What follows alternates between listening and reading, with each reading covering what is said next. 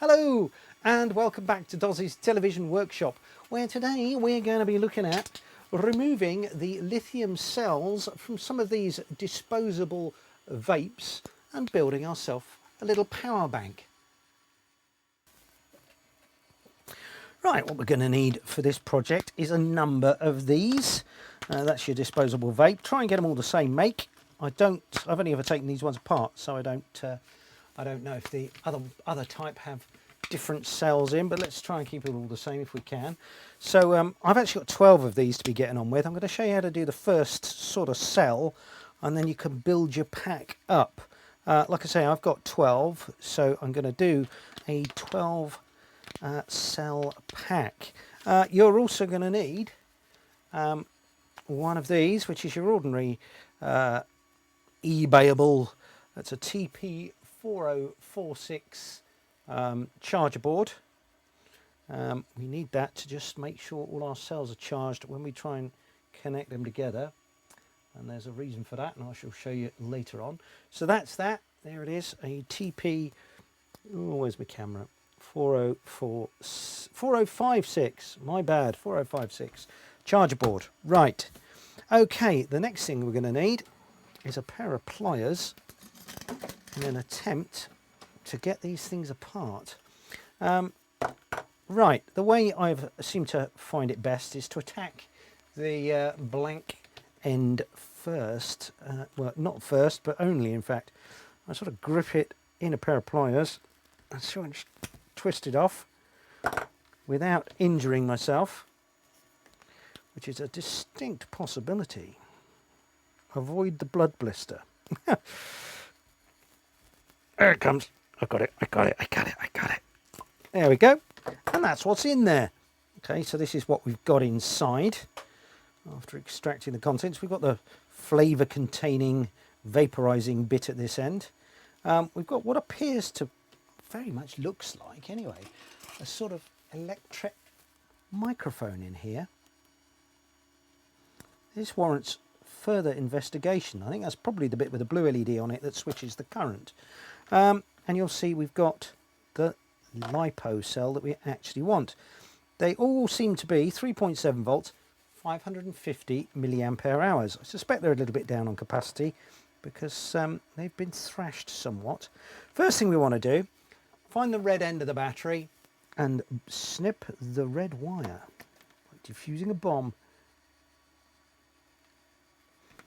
There we go. So that's the red wire snipped. Then you can hack off the other two, which is a blue and a black in this case. I don't think I've ever seen any others. There's another red wire here going from the vaporization chamber thingy to the negative pole. You can snip that off, and then we can just pull that out. That's redundant now. There's always a bit of padding material on there. We can chuck that away. And there is our LiPo. So if I just measure its voltage, bring the meter in where you can see it. Oh, lots of glare, jolly good. Hopefully you can read that. Let's just see what our terminal voltage currently sitting at. If it's less than sort of 3.2, this cell is pretty much damaged, and I shall discard it and use another. 3.3. Well, that's in spec. I'm not too worried about that. So next thing to do is connect it to our little charger board.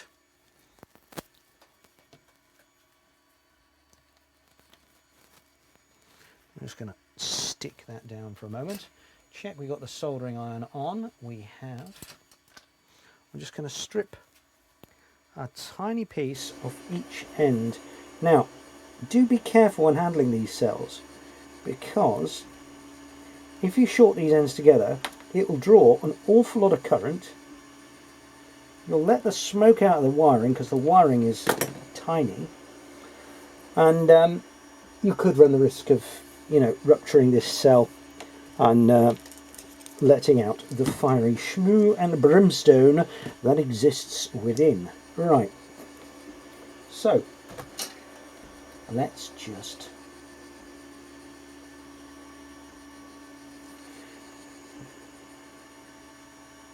tin these leads up and connect them to our little charger module.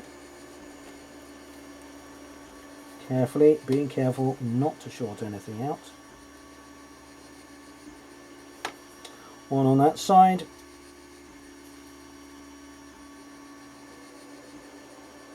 One on that side. I shall now bring in some USB power. Plug it in.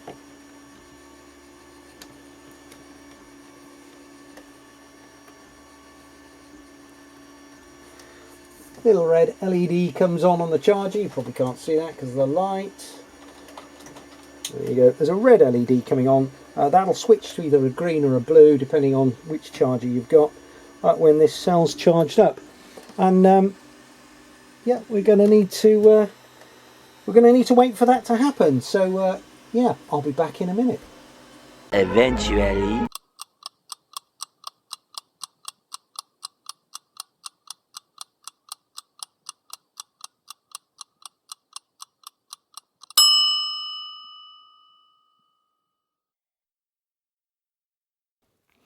Okay, that's the first one charged up. I'm just going to disconnect my USB lead and we're going to unsolder that from the charger.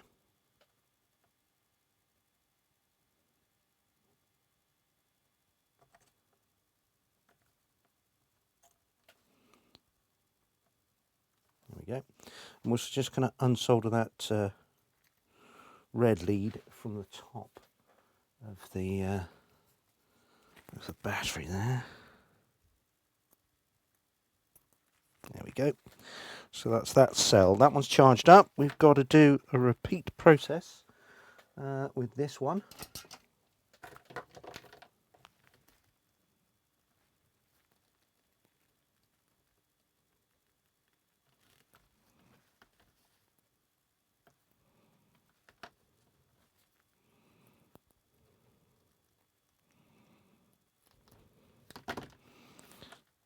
Okay. Just tin those leads up. Connect them to the charger.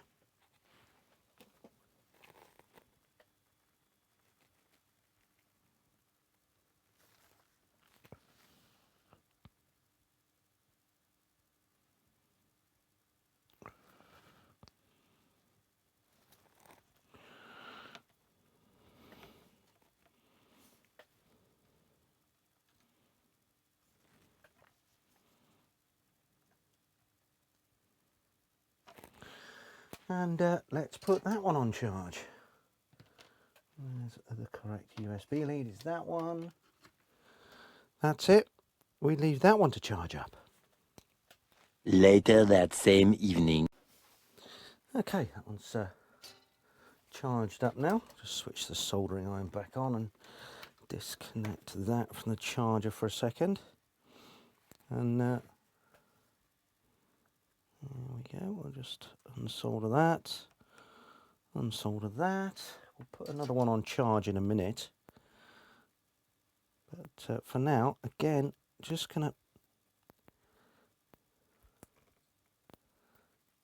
peel this pad off, exposing the wire, and I'm just going to remove the red wire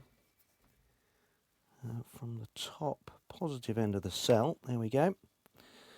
Okay, and we only really need one of these black wires on at the moment, so I'm just going to disconnect that. And I'm going to connect the two negatives together. Just temporarily. Well, not temporarily, but they will all end up together at one stage. Okay. Now. Ooh, smell of mango. Very nice. Right. We'll just get the meter in shot. One of these batteries has just come off charge. One was charged a few hours ago. So what's that one?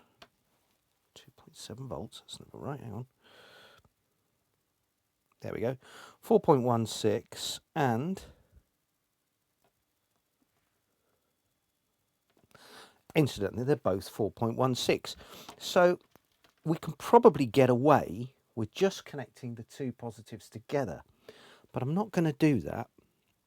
I'm going to connect them up via a low value resistor. And there's a reason for doing this. We want to limit the current flows.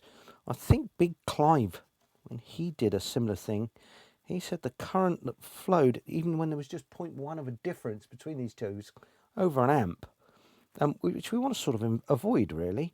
So, yeah, that would be a sort of excessive charge rate. And it's because the internal resistance of these cells is so very low. So we just want to limit that current, because current will flow between the cells. I mean, I can only measure down to, what was that, 0.01 of a volt, but you can guarantee there'll be a difference there. So for each cell, I'm just going to solder in a low value resistor. I think this is 15 ohms, this one.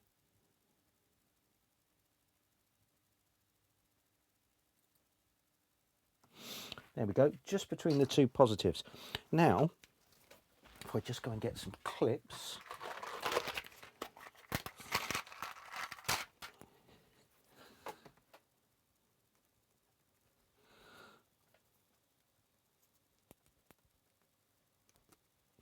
I can set that to 300 millivolts.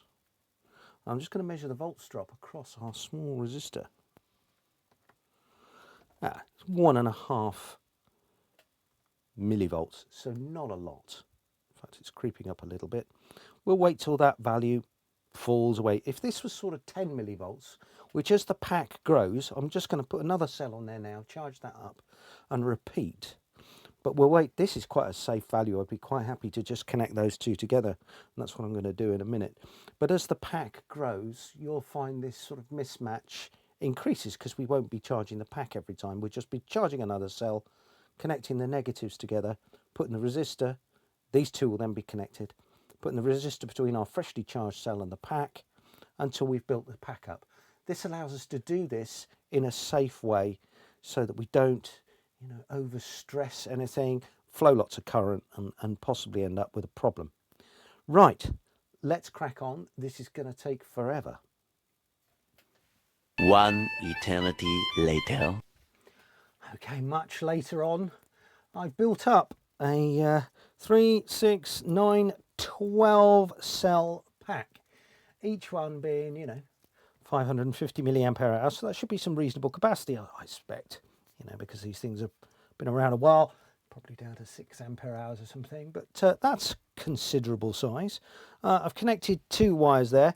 Each one of these cells, as I added it into the pack, I did connect that resistor in. In fact, at one stage I was doing 3 cells at a time because I had 3 chargers, and each cell you common up the ground and then add 3 resistors in until you've got very little volts drop across that resistor again.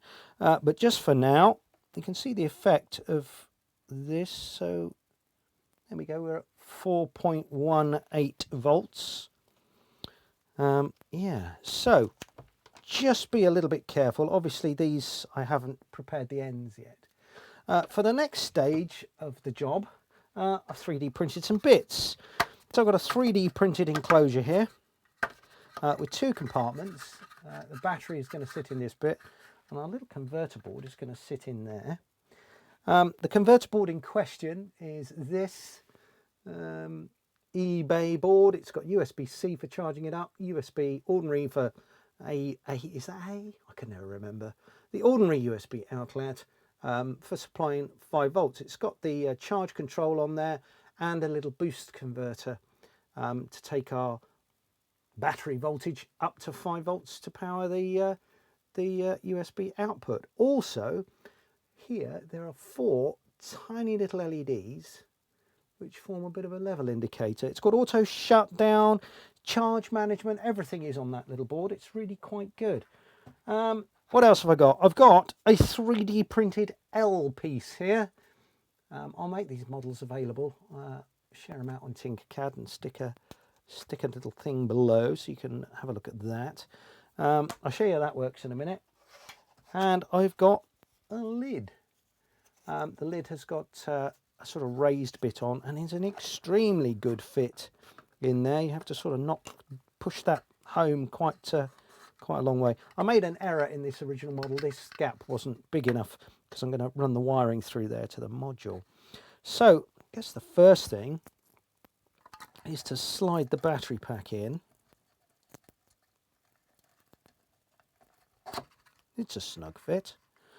And work out sort of how much wiring I'm going to want to get to the module. Well, it's going to be around that much. Don't cut 2 wires simultaneously. Black, red. There we go. If you cut the 2, you'll end up putting a lot of current through your pliers, and that'll ruin your day. Cutters, rather, and that'll ruin your day, and probably your cutters. And don't set fire to your house either. Another bad idea. Right, now I'm just going to strip these one at a time. I'm going to put some padding in the bottom of there, actually, just to pad that out a little bit. And I shall use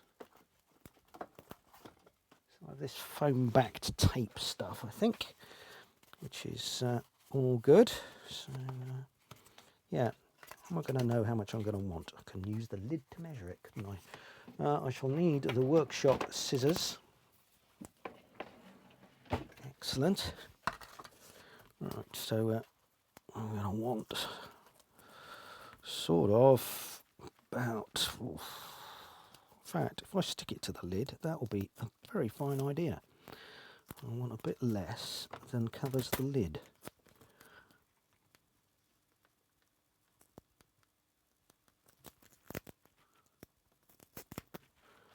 That'll be perfect, I think.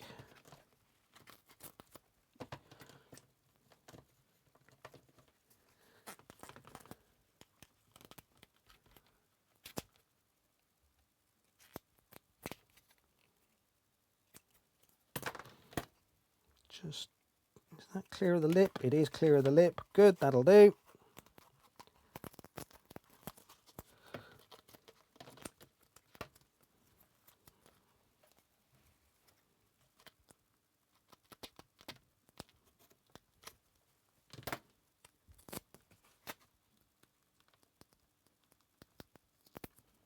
It's just about the perfect width as well. That's good.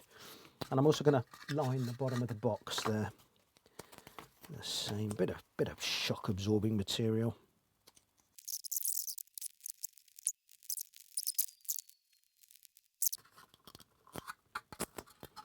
There we go. Right, now snuggle the battery in.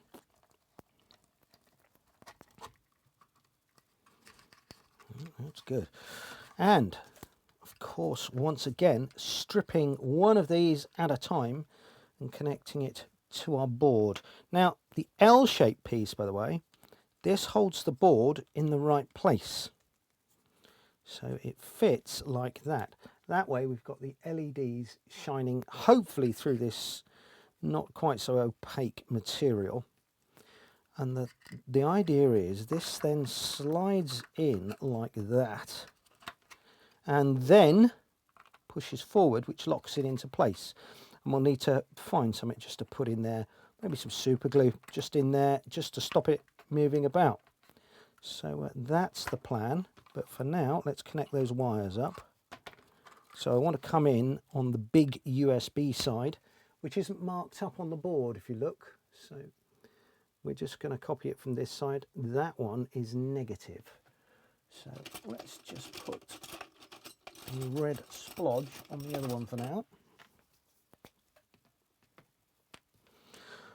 Red is up, red is that side, so there we have a red splodge, so we don't get that round the wrong way. Right, so I shall strip a wire at a time. I don't think it really matters which one I connect first, so the trick is just to be a bit careful with them. Smaller than that. Smaller than that, let's go there. That's it. Okay, let's tin that up. Where is the magic blue tack? There. I've lost a whole great big blob of blue tack recently. I've scoured the workshop, unable to find it. It will undoubtedly surface in a few days, as all these things do. Right, so let's tin that up. So we want to come in this side where we've got a bit more space. So that's going to go in like that. And my wire's a bit thin, isn't it? Even the insulation's passed through. So, tell you what I'm going to do. We're just going to, I don't know, I think we'll do that nicely actually.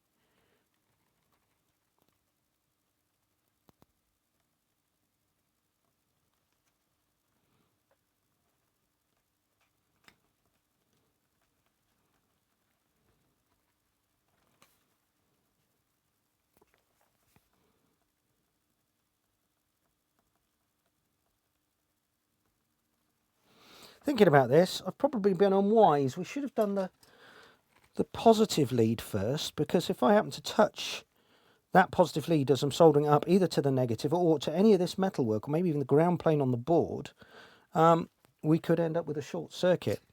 So lesson learned from that one. Wire it up the other way around. Right, that's just burnt off my ink.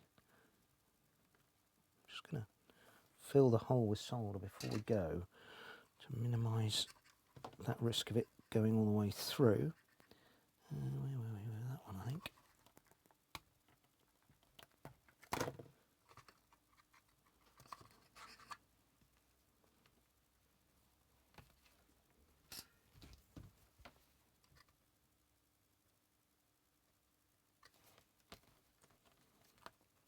Whoa! You see what I mean? There is the risk. I just tapped that against a piece of metalwork. Thankfully, I don't think we've done any damage. But there is the risk. And it's a very real risk of a short circuit. Don't do it, kids. Right.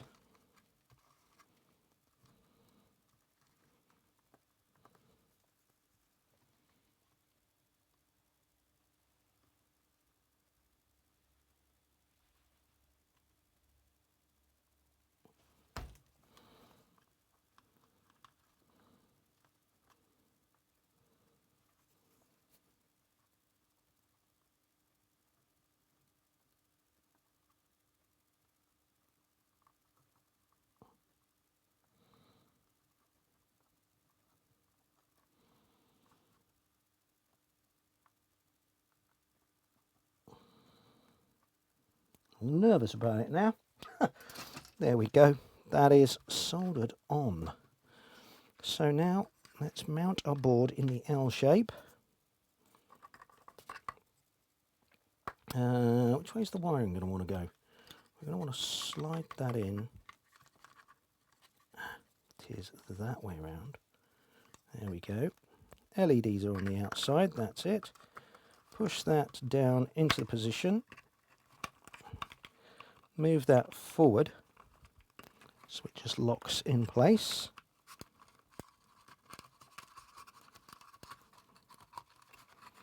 And there we go. Right, I need something just to hold that in there while I run some of the RT80 glue down the back of there, I think. Right, because that will go everywhere.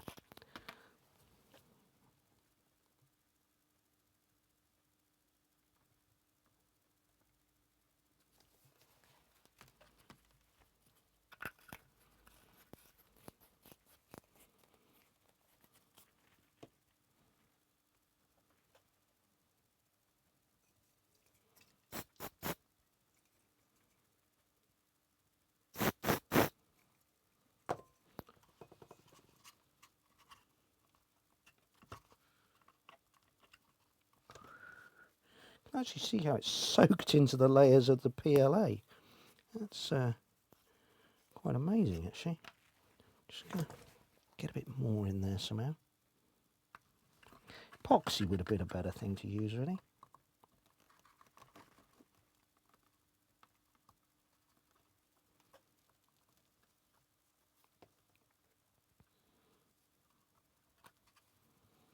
Right, let's leave that to cure for a few minutes. A few moments later. Seems to have gone off nicely. So I suppose the first thing we better do is make sure it works. So I've got my mobile phone there. Plug the USB-C lead in. You can't see that on camera. Let's zoom out a bit. That's the wrong way. There we go. That's the USB to go into there. It goes that way around. Oh, we've got some LED illumination there, which is going to show up horribly on the camera. Not as clear as I'd have liked it to be, but hey. There we go. What have we got showing on here? 68%, charging rapidly. Brilliant. The other thing to check, of course, is the battery box itself charges up. So let's give us some USB-ness here. And yep, that appears to be charging up too. Brilliant. Okay, we've got a working unit. I know I've just disconnected everything. You'll see the LEDs are still on in there. That will go away in a minute. Right, now we've just got to snap the lid on.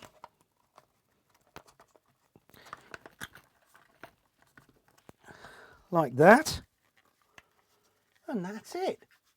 We've turned some stuff destined for landfill into a useful little thing. It's a bit brick-shaped, isn't it? I love my brick! There you go. A nice little USB power bank made from scrap lithium cells that were heading towards landfill. A board that was only a few quid on eBay and some 3D printed parts.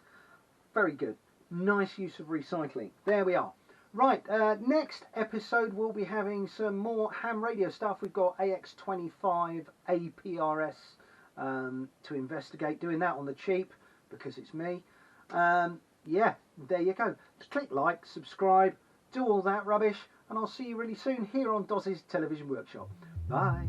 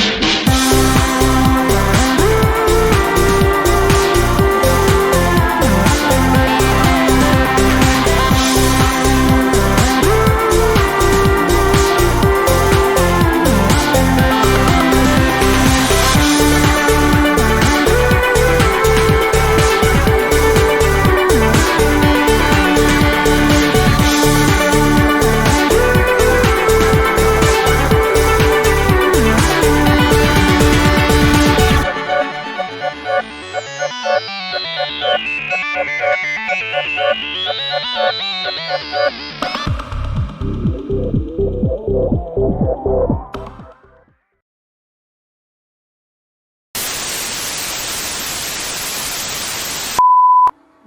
visitors to the channel will know I'm not a lover of throwing things away. Even that hasn't made it to the bin yet. Okay, for the benefit of the cameras, I've got terrible wind. And a few minutes printed 3D printing stuff.